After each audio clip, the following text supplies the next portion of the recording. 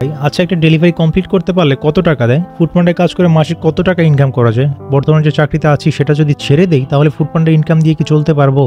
Foodpanda কি স্বাধীন পেশা? ফুডপান্ডার ইনকাম দিয়ে ঢাকাতে ফ্যামিলি নিয়ে থাকা যাবে? কতক্ষণ ডিউটি? কিভাবে বা কোন রেস্টুরেন্ট থেকে খাবার নিব? কাস্টমার লোকেশনে কিভাবে পৌঁছে দিব? খাবার কি নিজের টাকা কিনতে হয়? কাস্টমার যদি অর্ডার করার পরে খাবার না নেয় তখন কি করবো? রাস্তাঘাট চিনি না, কিভাবে যাবো কাস্টমার এবং রেস্টুরেন্টের লোকেশনে? খাবার ডেলিভারি করে কাস্টমার কাছ থেকে যে টাকা পাবো সেগুলো কিভাবে পাঠাবো ফুডপান্ডা কোম্পানির কাছে?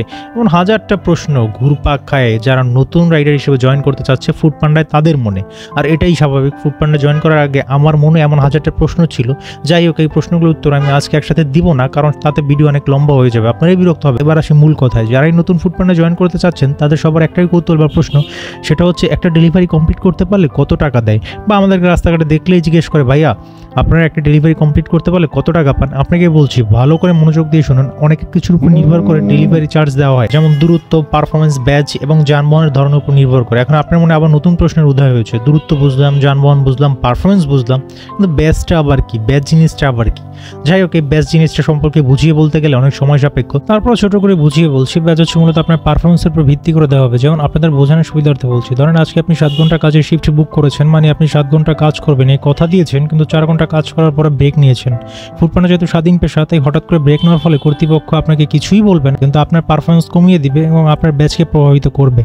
ফুডপান্ডায় মূলত ব্যাচ থাকে 1 থেকে 6 পর্যন্ত। প্রতি সপ্তাহে যেহেতু পেমেন্ট বা বেতন দেয় ফুডপান্ডা, তাই সপ্তাহ শেষে আপনার পারফরমেন্স হিসাব করেই ব্যাচ নির্ধারণ করে দিবে। আর এই হিসাবটি সম্পূর্ণ সফটওয়্যার ভিত্তিক বা রোবোটিক সিস্টেমে, এতে কারো কোনো হাত নেই।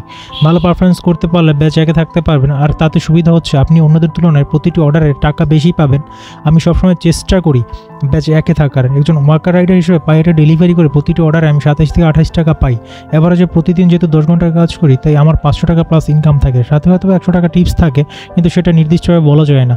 যারা নতুন জয়েন করবেন বলে ভাবছিলেন, হয়তো এখন তাদের মনে ভয় ঢুকে গেছে। মাত্র 27 টাকা দেয় এটা ডেলিভারিতে? হ্যাঁ, একজন ওয়ার্কার রাইডারকে দেয়। সর্বোচ্চ 30 টাকা পর্যন্ত দেয়, কারণ একজন ওয়ার্কার রাইডারকে কখনোই বেশি দূরত্বে পাঠানো হয় না। দূরত্বের বিষয়টা যদি উদাহরণ হিসেবে বুঝিয়ে বলি, আমাদের চারপাশে যেমন প্রতিবেশীদের বাড়ি থাকে খুব কাছাকাছি, ঠিক এরকম দূরত্বে পাঠানো হয় একজন ওয়ার্কার রাইডারকে ফুড ডেলিভারি করার জন্য।